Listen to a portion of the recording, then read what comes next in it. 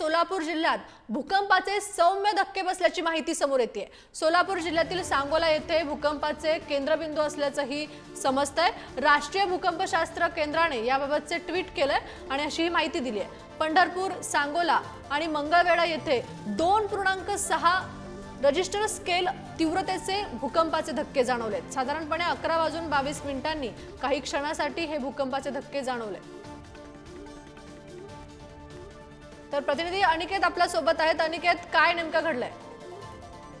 नक्कीच तेजस्विनी, आपण जर पाहायला गेलं तर सोलापूर जिल्ह्यात जे आहे ते भूकंपाचे सौम्य धक्के बसल्याची माहिती जी आहे ते आपल्याला दिसून येते। सोलापूर जिल्ह्यातील जे सांगोला आहे त्या ठिकाणी भूकंपाचे केंद्रबिंदू जे असल्याची माहिती देखील समोर येत आहे।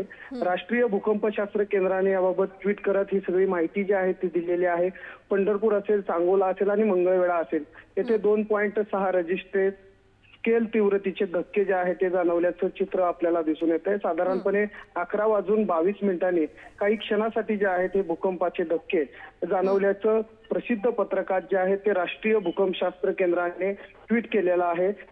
खरं तर या धक्क्यामध्ये जे आहेत भूकंपाच्या कोणतीही जीवितहानी जी आहे ती झालेली नाही।